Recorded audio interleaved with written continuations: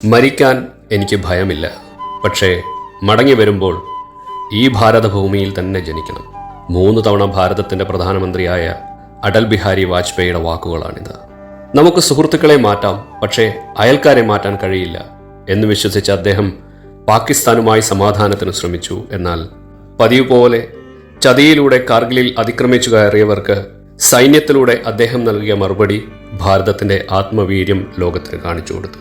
1998 ലോകരാജ്യങ്ങളുടെ ഉപരോധ ഭീഷണികളെ വകവയ്ക്കാതെ പൊക്രാനിൽ ആണവ പരീക്ഷണം നടത്തിക്കൊണ്ട് ഭാരതം ഒരു ദുർബല രാഷ്ട്രമല്ലെന്ന് അദ്ദേഹം തെളിയിച്ചു. നമുക്ക് സുഹൃത്തുക്കളെ മാറ്റാം, പക്ഷേ അയൽക്കാരെ മാറ്റാൻ കഴിയില്ല എന്ന് വിശ്വസിച്ച അദ്ദേഹം പാകിസ്ഥാനുമായി സമാധാനത്തിന് ശ്രമിച്ചു. എന്നാൽ ചതിയിലൂടെ കാർഗിലിൽ അതിക്രമിച്ചു കയറിയവർക്ക് സൈന്യത്തിലൂടെ അദ്ദേഹം നൽകിയ മറുപടി ഭാരതത്തിന്റെ ആത്മവീര്യം ലോകത്തിന് കാണിച്ചു കൊടുത്തു. ഓരോ സൈനികന്റെയും ജീവൻ തന്റെ സ്വന്തം കുടുംബാംഗത്തിൻ്റെതെന്ന പോലെ അദ്ദേഹം വിലമതിച്ചു. സൈനികരുടെ ശമ്പളം വർദ്ധിപ്പിച്ചു, സേവനങ്ങൾ വർദ്ധിപ്പിച്ചു, മരണാനന്തര സേവനങ്ങളും ബഹുമതികളും ഇതുവരെ ഇല്ലാത്ത വിധം ഉയർത്തി. ലോകത്തിന്റെ വിദേശകാര്യമന്ത്രിയായിരിക്കെ ഐക്യരാഷ്ട്രസഭയിൽ ആദ്യമായി ഹിന്ദിയിൽ പ്രസംഗിച്ചുകൊണ്ട് അദ്ദേഹം നമ്മുടെ സംസ്കാരത്തിന്റെ അഭിമാനം ലോകത്തിനു മുന്നിൽ ഉയർത്തിപ്പിടിച്ചു.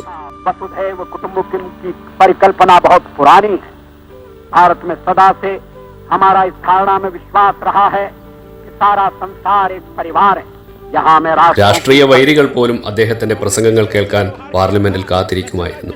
അദ്ദേഹത്തിന് രാഷ്ട്രീയം എന്നത് അധികാരം പിടിക്കാനുള്ള വഴിയായിരുന്നില്ല, മറിച്ച് രാഷ്ട്രത്തെ സേവിക്കാനുള്ള ഒരു തപസ്സായിരുന്നു.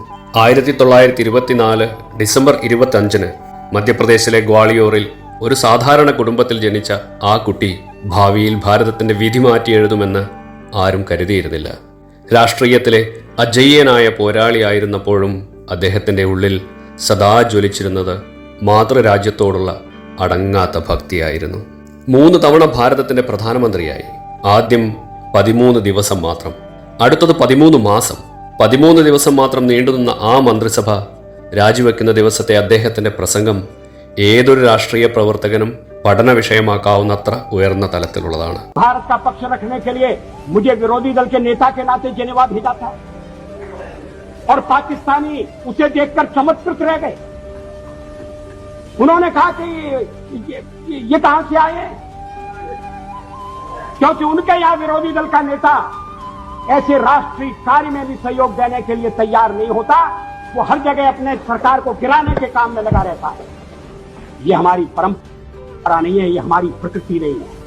और मैं चाहता हूं ये परंपरा बनी रहे, ये प्रकृति बनी रहे. सत्ता का खेल तो चलेगा, सरकारें आएंगी जाएंगी, पार्टियां बनेगी बिगड़ेंगी, मगर ये देश रहना चाहिए. इस देश का लोकतंत्र अमर रहना चाहिए. എന്താണ് ഭാരതമെന്നും എന്തായിരിക്കണം ഒരു രാഷ്ട്രീയ പ്രവർത്തകനെന്നും അദ്ദേഹം ജീവിതത്തിലൂടെ കാണിച്ചു തന്നു. ഭാരതത്തിൽ വിദ്യാഭ്യാസത്തിനും ശാസ്ത്ര സാങ്കേതിക വിദ്യയ്ക്കും സമൂലമായ മാറ്റമാണ് വാജ്പേയി കാലഘട്ടത്തിലുണ്ടായത്. ജയ് ജവാൻ ജയ് കിസാൻ എന്ന മുദ്രാവാക്യത്തോടൊപ്പം അദ്ദേഹം ജയ് വിജ്ഞാൻ എന്നുകൂടി കൂട്ടിച്ചേർത്തു. ഇന്നു കാണുന്ന സർവശിക്ഷാ അഭിയാൻ തുടങ്ങി നിരവധി വിപ്ലവകരമായ മാറ്റങ്ങൾ ഉണ്ടായത് അടൽജിയുടെ നേതൃത്വത്തിലാണ്. ഇതിൽ ഏറ്റവും എടുത്തു പറയേണ്ട ഒന്നാണ് ചന്ദ്രയാൻ പദ്ധതി. ഗ്രാമങ്ങളെ വികസിപ്പിക്കുക എന്ന അദ്ദേഹത്തിന്റെ സ്വപ്നമാണ് ഇന്ന് നമ്മൾ കാണുന്ന പദ്ധതികളിൽ ഭൂരിഭാഗവും. നദീ സംയോജന പദ്ധതി, ഗ്രാം സഡക് യോജന തുടങ്ങി 100 കണക്കിന് ദീർഘദൃഷ്ടിയോടെയുള്ള പദ്ധതികൾ. അടൽജിയുടെ ജന്മദിനം എന്തുകൊണ്ട് ഗുഡ് ഗവേണൻസ് ഡേ, സദ്ഭരണ ദിവസമായി ആചരിക്കുന്നു എന്ന് അദ്ദേഹത്തിന്റെ ജീവിതം അറിയാൻ ശ്രമിക്കുമ്പോൾ നമുക്ക് മനസ്സിലാകും. അദ്ദേഹത്തിന് വ്യക്തി ജീവിതവും സാമൂഹ്യ ജീവിതവും രണ്ടായിരുന്നില്ല. അടിയന്തരാവസ്ഥയ്ക്ക് ശേഷം രൂപീകരിച്ച ജനതാ പാർട്ടി തകരുകയും അതിൽ നിന്ന് പുറത്തു വന്ന ജനസംഘം പ്രവർത്തകർ BJP എന്ന പുതിയ പാർട്ടി രൂപീകരിക്കുകയും ചെയ്ത സമയം. അന്ന് പാർട്ടിക്ക് വലിയ സ്വാധീനമൊന്നും ഉണ്ടായിരുന്നില്ല.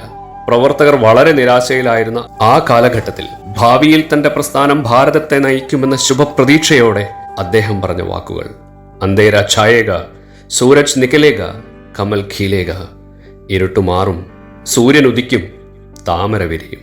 ഒരിക്കൽ ഞങ്ങൾ അധികാരത്തിൽ വരും, അന്ന് ഞങ്ങൾ കാണിച്ചു തരും എങ്ങനെയാണ് ഈ രാഷ്ട്രത്തിൽ പുരോഗതി കൊണ്ടുവരിക എന്ന്.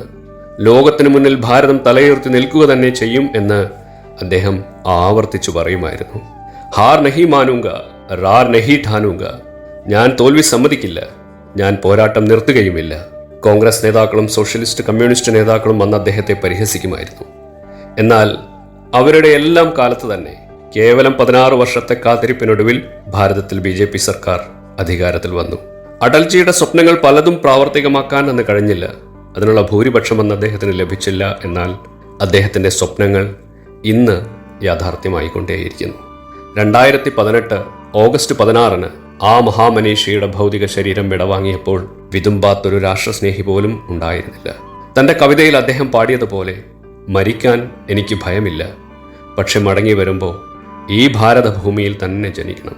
ഭാരതരത്നം നൽകി രാജ്യം ആദരിച്ച ആ യുഗപുരുഷൻ ഇന്നും നമ്മുടെ ഓർമ്മകളിൽ ഒരു ജ്വാലയായി നിലകൊള്ളുന്നു. ഓരോ ഭാരതീയന്റെയും ഹൃദയമിടിപ്പിൽ അടൽജി എന്ന പേര് എന്നും മാറ്റലികൊള്ളും. അദ്ദേഹത്തിന്റെ ഭാരതം എന്ന സങ്കല്പം അത് അദ്ദേഹത്തിന്റെ ആദർശമായിരുന്നു, അദ്ദേഹത്തിന്റെ ജീവിതമായിരുന്നു. ഭാരത് കോയി ഭൂമി കാ ടുക്ടാ നെയ്യേ, യേ ജീതാ ജാതാ രാഷ്ട്രപുരുഷൻ.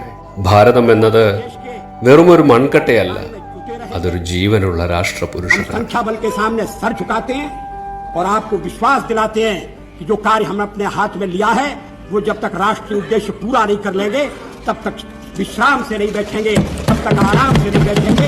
अध्यक्ष महोदय, मैं अपना त्यागपत्र राष्ट्रपति महोदय को देने जा रहा हूं.